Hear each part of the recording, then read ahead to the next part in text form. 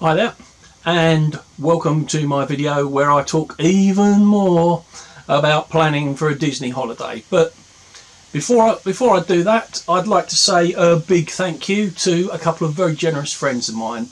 I'm Paul and Jackie, who had heard last week that I had been that over the festive period, because obviously, I can't stand Christmas because I'm a miserable git. But I do participate in the whamhalla thing.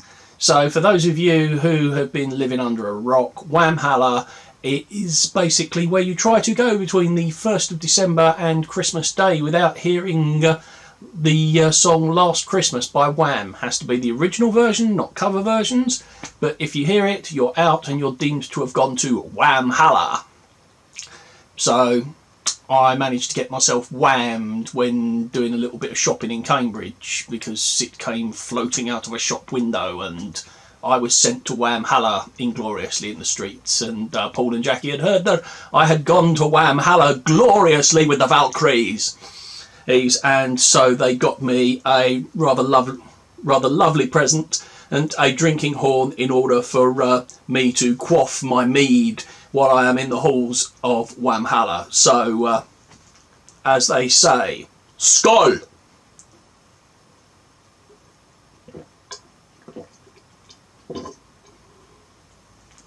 I have done my ancestors proud, etc., etc. So, talking to you today about more planning. So, as you can see behind me, I'm on my 109 days until my vacation.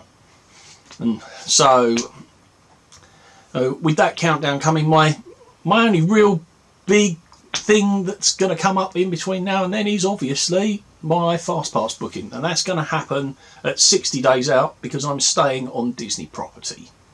So, how do I work out what fast passes I want and where? Well, I'm going to flip the camera around and we'll take a look at my TV where I'm going to pump spreadsheet onto there, and we'll talk about how I go about making the decision as to what I want to do and which fast passes I'm going to book. So one of the ways that I use to decide how long I want to spend in the park or what I want to do in each park is I went onto Wikipedia and I looked for anything that was a list of the attractions that were in each of the parks, and then I just copy pasted that into a spreadsheet because spreadsheets organisation takes all the spontaneity and fun out of the holiday, right?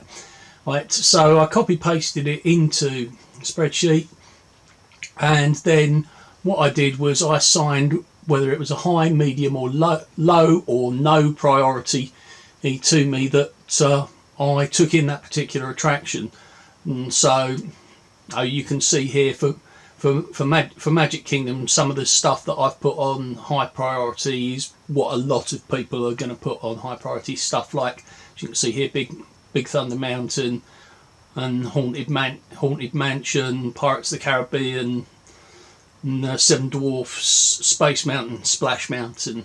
And so so I've totaled those. So what I've done is I then total each of those up that are high, medium and low priorities, and that's basically given the park an overall score. So for example, Magic Kingdom got a score here of 25.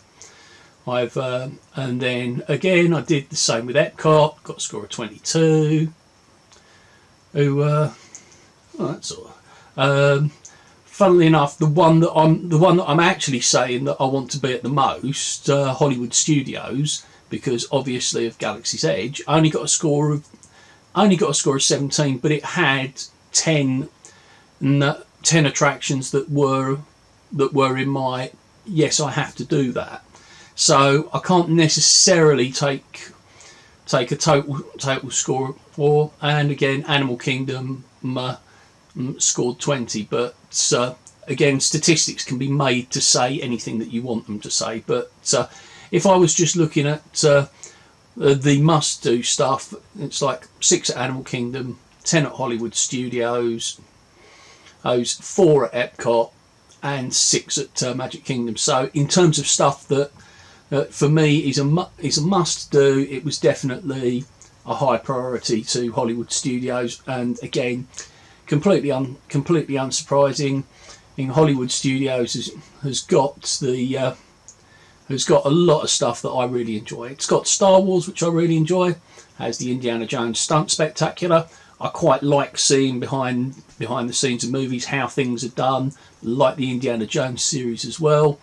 And again, rock fan, so again, Rock and Roller Coaster featuring Aerosmith. So, but by there, this has shown me this is what I'm going to base when I get down to that 60-day limit. This is what I'm going to base my fast passes on, and then I can start to fill it in with my main spreadsheet of which parks I'm going to on what day, and then look here at potentially which fast passes to book. So you can see on my first proper day at the park, so it's a day where I'm not flying in or out. I've booked my first day in with Animal Kingdom, so I'm looking at the suggested flight of passage, Everest and the Safari. Then next day going into Magic Kingdom, but popping out to do the Artist Point dining in at Wilderness. So again, I've gone, okay, so my initial fast passes might be Haunted Mansion, Big Thunder and Seven Dwarfs. So it's again stuff that I'm hoping to get, because obviously there's no guarantee, because my priorities are obviously going to be the same priorities as quite a lot of people. So it's at this point I can start working out what my priorities are and how I'm going to book them. Again, Hollywood Studios makes it more complicated because you can only book certain tiers of fast passes at Hollywood Studios. So I hope that helps, and now hopefully with the magic of editing we'll get back to my ugly hairy mug.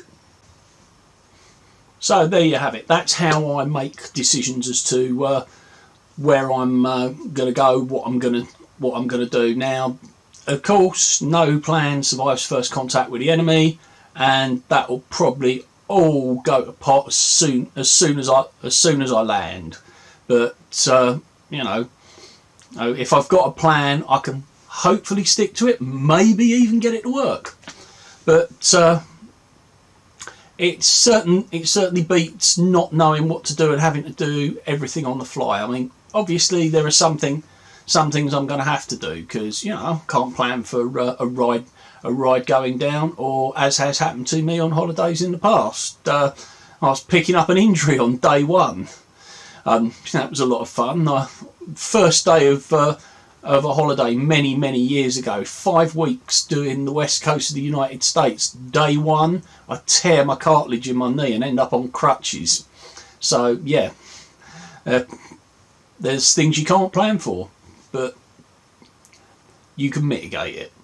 Alright, thanks a lot, and I'll see you again soon.